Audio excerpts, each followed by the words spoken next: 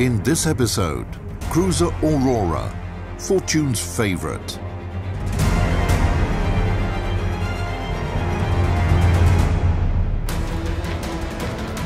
They were designed to be the best. They met enemies face to face, endured tragedies and enjoyed victories. They went down in history due to the bravery of their crews.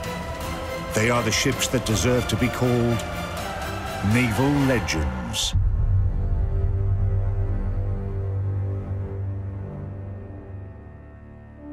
At the beginning of autumn 2014, cruiser Aurora went for another refit, her 10th in more than 100 years of the ship's history. There wasn't anything special about her. Aurora was an ordinary cruiser of the time. Today, few remember the names of the other two ships of this class, while the story of Aurora is truly amazing. Her life was a chain of grandiose events and lucky circumstances that allowed her to survive and be preserved as she is now. The cruiser class that included Diana, Pallada, and Aurora became unique. Why? Because it was the first Russian-built class. All three cruisers were laid down, built, and launched in the Russian Empire.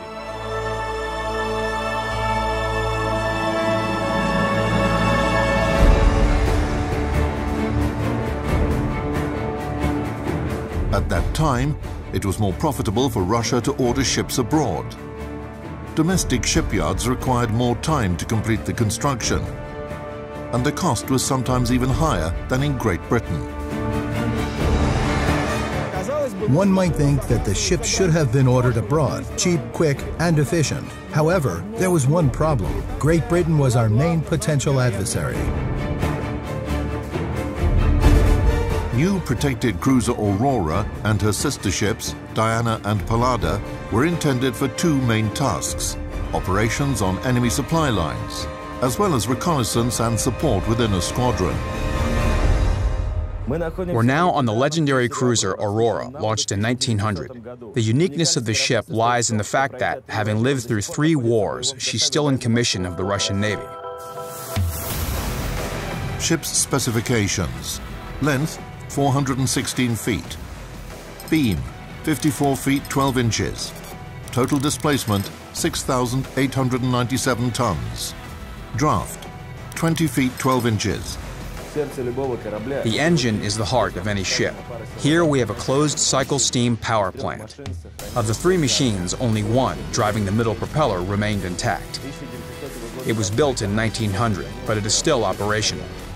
Main power plant: 24 Belleville boilers, 3 3-cylinder triple expansion steam engines.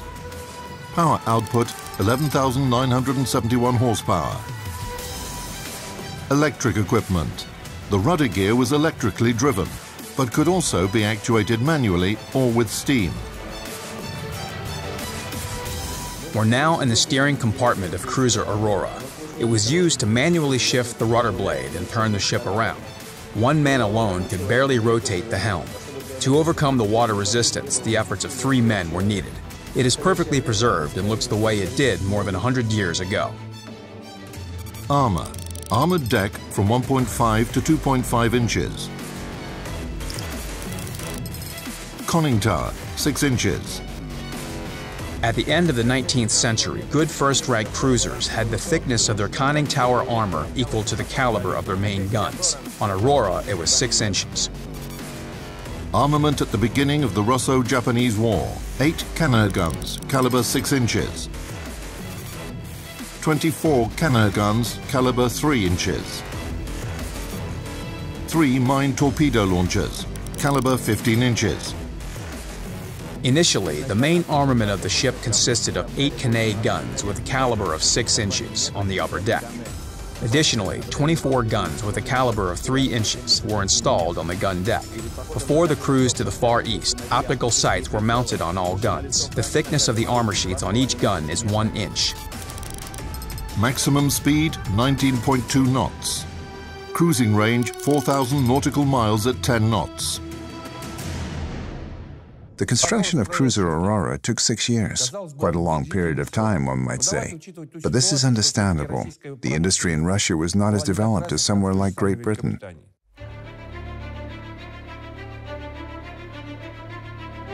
Initially, it was a project aimed at fighting against British merchant ships. However, while the cruiser was being constructed, a new enemy, the German Empire and its powerful navy, came to the stage.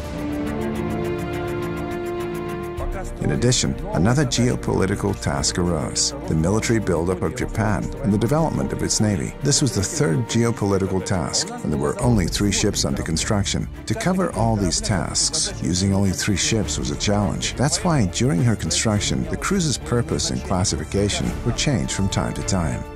Shortly after the commissioning trials in 1903, Aurora headed to the Pacific Ocean, accompanied by other ships in order to provide enforcement for the 1st Pacific Squadron of the Russian Empire. During that cruise, Aurora received the order to return to port due to the Russo-Japanese War that had commenced recently. Starting from the spring of 1904, the 2nd Pacific Squadron was formed. In autumn, the squadron was sent to the Far East under the command of Admiral Russo-Japanese. Aurora was part of the cruiser detachment that, in its turn, was part of the squadron. Now, she was to fulfill her duties as a scout ship. It was one of the most difficult voyages in naval history. The ships covered 18,000 miles over the course of 223 days. During this long voyage, Aurora called at a port only once, in Tangier. All other numerous instances of coaling took place right at sea. What is coaling? Immense heat, sweat, cold, dust covering all of your body. This could last for hours, or even days in the case of large ships. However, that wasn't the only problem. After coaling was finished, all surfaces had to be washed, because all superstructure elements were literally coated with coal dust, which not only caused overheating, but also harmed the health of crew members.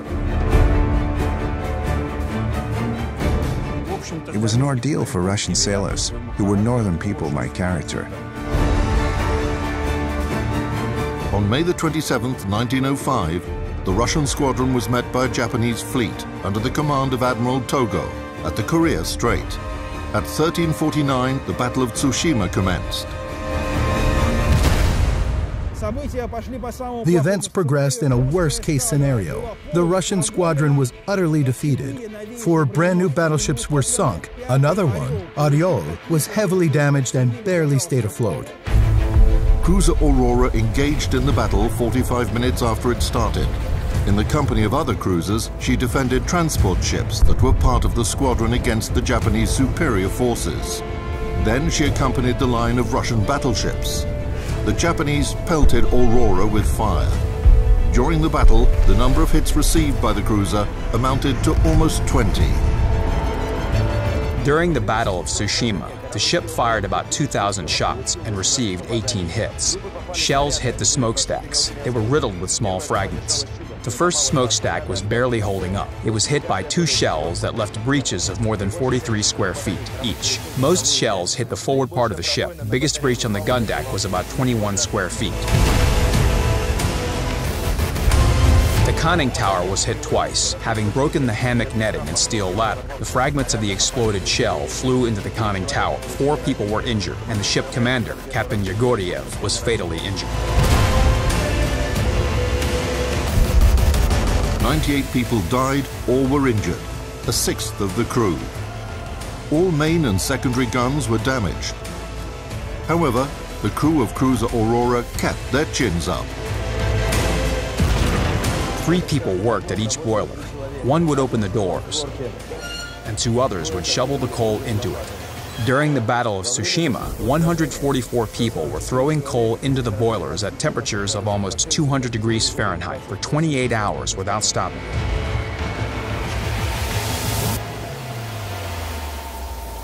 Aurora withstood the day, despite the damage received, and once it was dark, the cruiser managed to break through the tight encirclement of the enemy destroyers and shake off their pursuit.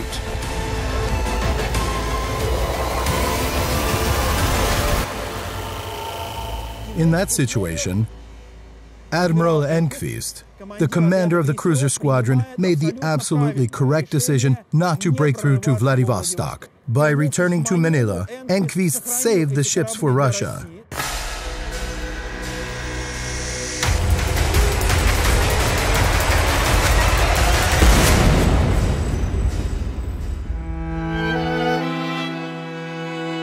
Named after the goddess of the dawn and starry sky, the cruiser was fortunate from the very beginning to be among the 10 surviving ships and return home after the Battle of Tsushima. Doesn't that prove that Aurora was born under a lucky star?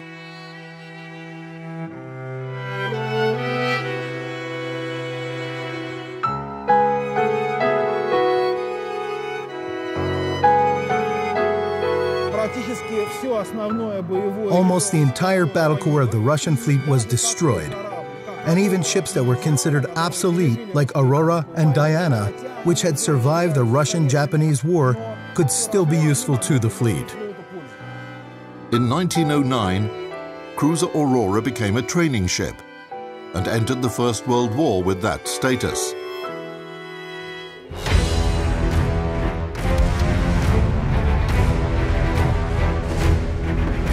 Aurora was part of the 2nd Cruiser Squadron of the Baltic Fleet. Its main mission was to not let the Imperial German Navy reach St. Petersburg, so laying the minefield in the Gulf of Finland was a priority task. The cruiser's job was to patrol these minefields and support destroyers. That's all.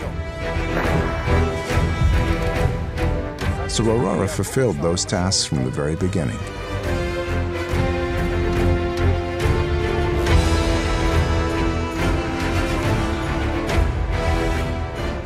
But it should be noted that the ship was already outdated by 1914, 1915, 1916. It was in constant need of repairs. The steam engine had to be completely replaced.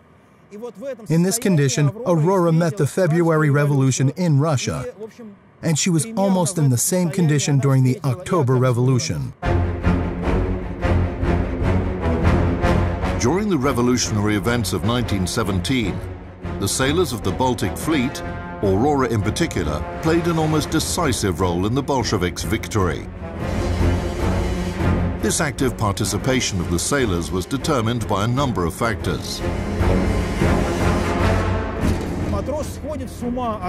Sailors were extremely bored on the ship, and they were wondering why the war was happening, what they were fighting for, why things in society worked this or that way. Their officers could have answered those questions if they had talked to their sailors and taken interest in those issues themselves. In Tsarist Russia, the naval officers were mostly from nobility. They wouldn't come down to the engine room, and they controlled the work of the personnel by looking through the internal portholes. This corridor maintained its historical look. Riveted bulkheads and internal portholes from 1900, they've survived to the present day. By 1917, there was a rift between the officers and the rank and file, and the Bolsheviks used this for their own benefit. A sailor serving on the ship was a peasant who entered another environment, but the folks up top remained the same. The nobility, the officer corps.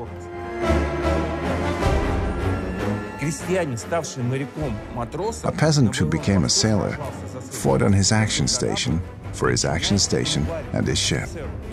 Reporting to a nobleman, an officer, they required strict discipline that was propagated in all leading fleets.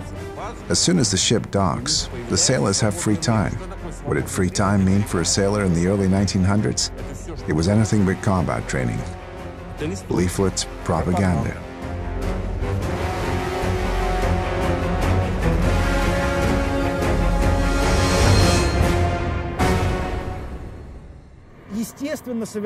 Aurora was anchored near a factory wall, where there were plenty of workers, so it was natural for the crew to get involved in the revolutionary movement. And when the revolution began on February 23, 1917, the Aurora sailors supported it.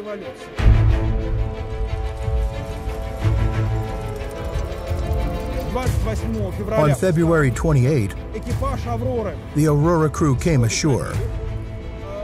The sailors tried to make the cruise commander, Captain First Rank Nikolsky, carry the red flag. He refused and was murdered. While there are many versions of Nikolsky's death, one of them is that Nikolsky forbade the sailors take part in the demonstration that was held on the shore. And when he came out on the main deck saying, "Halt, don't move, I'm not letting you go," the sailors revolted. The rebels should be shot. That was the rule. When he opened fire, he didn't even think it might end badly for him. He thought he would shoot one or two mutineers and things would calm down. But things had already progressed to a revolution mentality.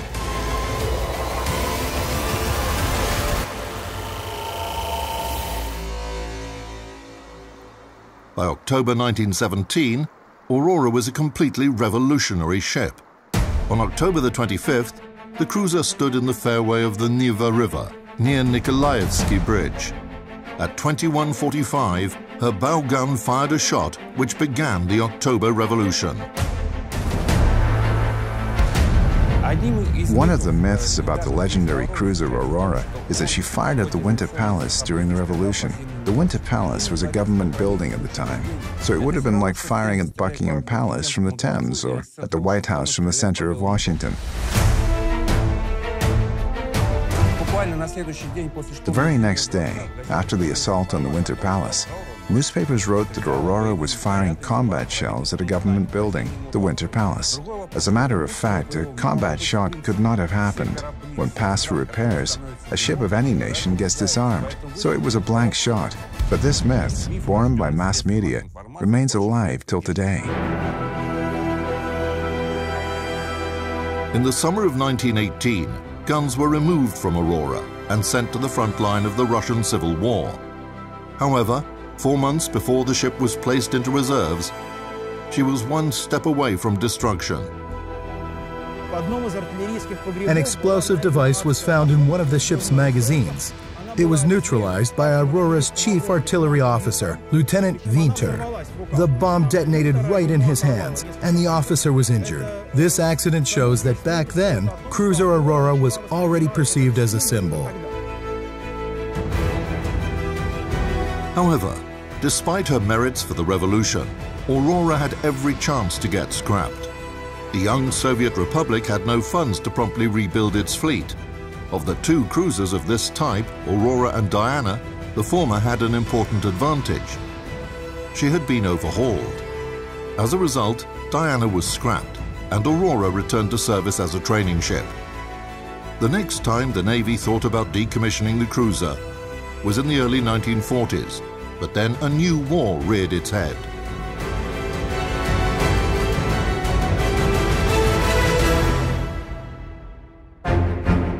In September 1941, German troops were breaking through to Leningrad, renamed St. Petersburg. Every cannon and every soldier were integral. And again, Aurora's guns were removed from the ship and placed in the suburbs of the city.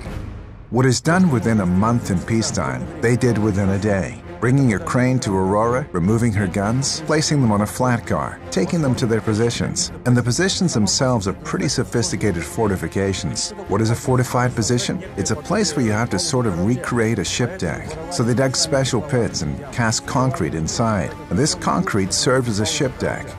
They brought these huge, heavy guns in by hand, placed them on these platforms, and fastened them, removing, delivering, and installing the guns. It was all equally heroic. Together with the guns, seamen left the cruiser to fight on the ground. Aurora's main battery fought at Dudyahov Hills.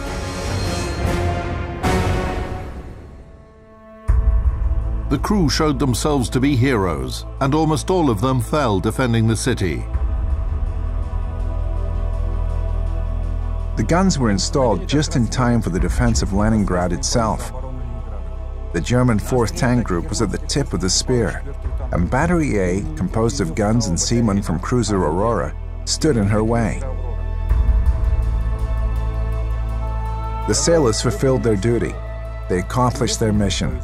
So it was a feat of Aurora's seamen, of the cruiser herself. This is how the ship took part in the defense of Leningrad.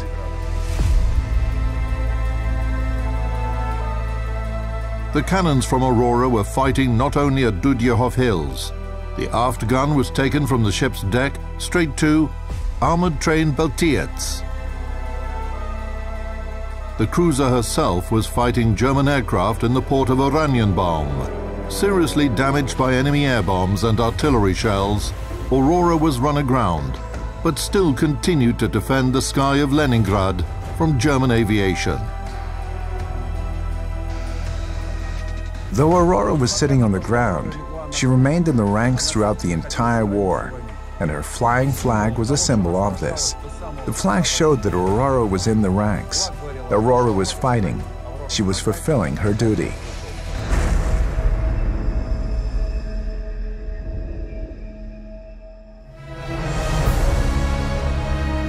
As Aurora was beginning her 5th decade in service, she was already considered a legendary ship in the Soviet Navy. For this reason, even before World War II was over, a decision was taken to preserve the ship as a monument of military history and the revolution. The ship was brought afloat, handed over to the Nahimov Naval School, and anchored in front of the historic Peter the Great Palace, which hosts the school. In the 1960s, the Soviet government decided to make Aurora a symbol of the October Revolution and created this image of a cruiser giving the signal to start the uprising. This is when they created the famous picture with Aurora and her searchlight cutting through the darkness.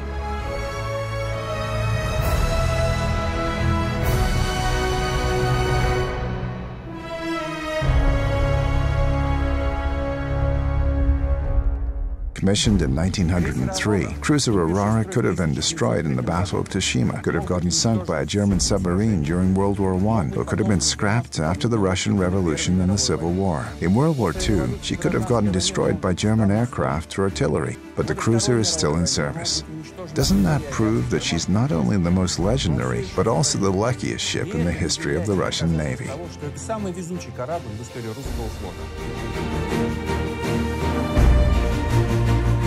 And now, having celebrated her 113th birthday, Aurora has returned to her place at the Petrograd embankment as a symbol of St. Petersburg and the history of the Russian Navy.